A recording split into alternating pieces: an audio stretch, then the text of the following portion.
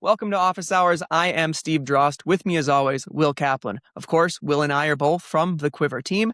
Now, what is Quivr? We are the CRM built by financial advisors for financial advisors, and our objective is simple. How can we help you run your business at peak efficiency? Now, each episode, we tackle a couple of items that come directly from our users who are trying to do just that, make their lives a little bit better. Will, there are a ton of advantages of Quivr being built on Salesforce, from security to integrations, from the app exchange, right? All of those things. There's also some limitations, right? We're not going to lie to people and say that Salesforce doesn't ever make things more complex. But one of the nice things about Salesforce is I do think they genuinely want to keep improving their product. And they have made a massive enhancement to one of the key features, which is called Einstein Activity Capture, which is the technical jargon for integrations with emails. And you are our resident email expert. So today is going to be more of a Q&A where I play dumb, which I probably am pretty dumb, but I play dumb and I ask you a bunch of questions about this. And I think our users would love to know, how things have changed, where things used to be and now where things are today, and how these changes impact them for the better or for the worse. Does that seem like an okay thing to do today? Yeah, I think that's a good topic for today. We've gotten a lot of tickets about this. We get questions in office hours about this. Most people are running into it because there's a little notification bar at the top when they log in and says, hey, you need to do some stuff. And so this is timely. I mean, Salesforce is now kind of just fully pushing all of this stuff out to all the users. I think this is a great topic for today. I do want to preface it a little bit that while I've probably done a little bit of a deeper dive on this than other members of the team, I still feel a little bit like it's developing. I mean, we still have some questions about it as well that we're trying to get good answers for, but I think that we have enough at this point that we can probably talk about it and at least point the rest of our users in the right direction.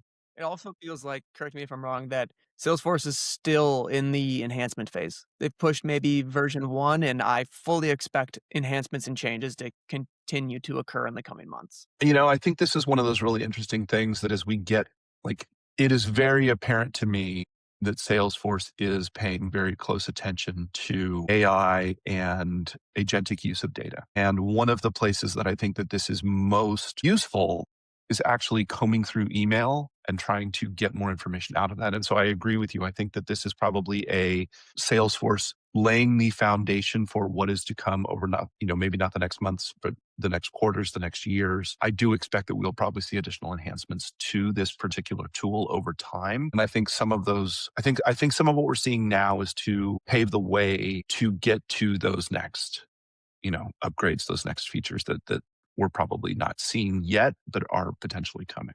And so that said, let's talk a little bit about sort of how we got to where we are today, what is different, and kind of what we can use now that maybe we didn't have access to before. So for a long time, a lot of our users have been using kind of third-party email tools to sync data in. And the main reason that we encouraged them to do that was records were not a full record in the database. And what I mean by that is there are a couple of things that exist inside of Salesforce that Salesforce treats differently. And so, normally when you're talking about data in Salesforce's system, we're talking about a data table, we're talking about a database, we're talking about records inside that database. And again, the metaphor that I always use is this is a spreadsheet. So if you imagine, Salesforce is just one giant spreadsheet, and then each of those data tables is a tab in that spreadsheet. And then we've got the record level data, the row level data for each one of those tabs. And so household is a tab, contacts is a tab, asset and liability records is a tab. Well, email was a tab, but kind of in a separate database. So for a long time, Salesforce was actually storing all of their data on Amazon AWS servers. And because they were storing it outside of Salesforce's system, they didn't count any of that data towards the data limits that you have inside of your database. That's great. Awesome. I'm kind of getting something for free. On the flip side, Salesforce was only storing typically 6 months worth of data. And so emails would eventually kind of roll off the system under the old EAC. That has changed. Salesforce is bringing data in. It is no longer a shadow database. It is a database inside of Salesforce. It's one of their data tables.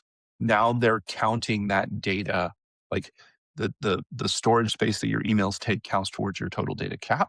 And so they're no longer deleting anything. You have that record forever. Which as an advisor, I view as a good thing. I don't want emails to fall off after 6 months. Also, when we talk about this shadow database or shadow record, the biggest thing is a household, a contact, a task, an event, a meeting in the meeting module. Everything has what's called a unique ID. And the beautiful part about the unique ID is that means it's a record in the system that you can do something with. You can report on it. You can query it into a dashboard. You can build it. You can add it to a deliverable that you generate. You can do stuff with it. The shadow emails you couldn't do anything with. You could see it, but you couldn't report on it. You couldn't, hey, when's the last time I emailed that client? Right? I have an A client that I want to talk to every 3 months, and I want to make sure I send him an email every 3 months. You couldn't use Archer on that because it wasn't a record. So yes, while this change now builds the record and adds to your data cap, I can't think of a single advisor who doesn't view that as a good thing because now it's a record in the system. Therefore, you can do something with it and you get the full history. Would you agree? Yeah, this is absolutely an upgrade. I mean, I think that you saw that entire ecosystem develop on App Exchange as an answer to this limitation. And I do think that there are still some viable situations where a Match My Email, Cirrus Cloud, I think is another one. Like there were a couple of these tools out there that a lot of our users were using.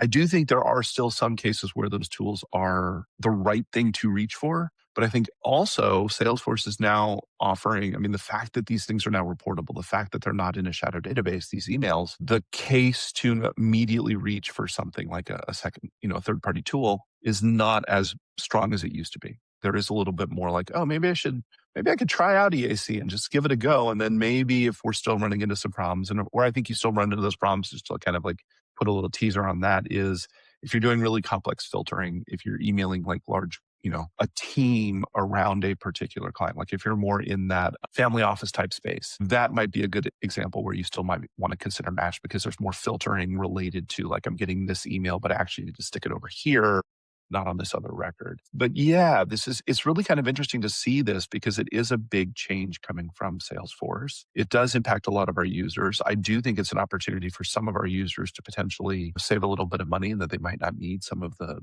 third-party tools that they've been using in the past. But it's also, I think it's laying the groundwork for the more to come as we continue to lean into this, agent force model where we're tying AI to a lot of the data. And so it's bringing that data into the system in a more reliable way so that Salesforce can get access to it. You can get access to it, that we can actually see it. Now, would I treat it as something that is a stand in for a compliance archival tool? I would not. Do not do that. This is not a compliance archive of your email. You still need that tool, but this is going to give you better access to sort of the historical context around the relationship. What are we talking to our clients about? What are they talking to us about? Are they sharing information? You're going to be able to get more of that now because it's being stored in Salesforce permanently and it's more reportable now. So you're able to kind of get back at that data longer term. Steve, is there anything else that you think that we should probably highlight? No. I mean, I agree with There you are wholeheartedly. Yeah, the data in the system, right, is what's ultimately going to feed the AI tool that you're using, whether it's a third party tool, a future Salesforce tool that is already there, but it's just maybe not priced to a point where most of our users are going to pay for it. But I suspect that price will be much more reasonable at some point in the future. But no, I agree with you. It's creating the absolute best database of information you can on a specific client.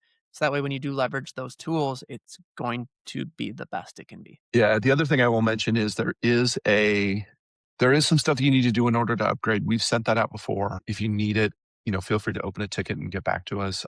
It's not a particularly difficult process. It does take a little bit of time as Salesforce is trying to convert some of those records over. And then once you kind of get it converted, then anything new is going to get captured as part of the Salesforce database, not the shadow database. But yeah, I mean, for our users that are out there that haven't converted, I do think that this is a good conversion. I mean, I would turn this on and start using it. And I also think that for those users that are using some of these third-party tools, if you want to have a conversation around like, should I keep using these? Like, what are the use cases? How should I do this?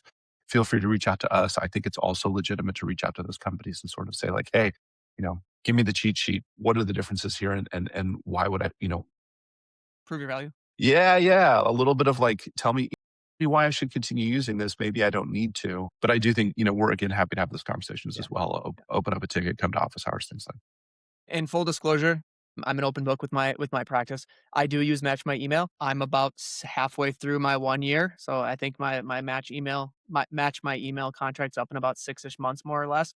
And I do have a reminder in my system for 3 months before it's up to go see, like, do I need Match for my needs anymore? And as a small firm with an admin and me, I would be surprised if I still need it. So I pay like $30 a month, maybe $40 a month for 2 users, and I would be surprised if I have to keep it. Now, if I do, okay, I'll keep it, but I don't think I'm going to have to. And this is one of those things where like Match by Emails provided great value for a long time. I mean, there's nothing wrong with that company. I think they have an excellent product.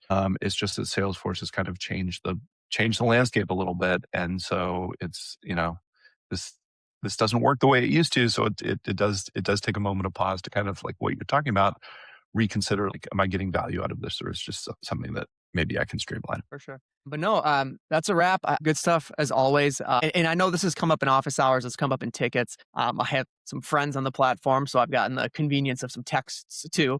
But as always, like, office hours are very rarely, now, of course, they contain this, but they're very rarely 100% black, white, yes, no, check the box, don't check the box. It's very often philosophical. It's very often, multi-variable analysis, trying to figure some things out, what fits best for you, what fits best for your firm. And these are conversations that we genuinely enjoy having. So if you have a question about this or something else that might be more on the consultative or, again, philosophical side of things, come to office hours. Join us every Wednesday. You know how to find us. Come chat, and we'll give you our opinion whether you like it or not. But if you're not a Quivr user, that's okay. Nobody's perfect. Everybody does make mistakes. But remember, it's not too late. Come schedule a demo. Come hang out with me. Come hang out with Will, and see what Quivr can do for you in your practice.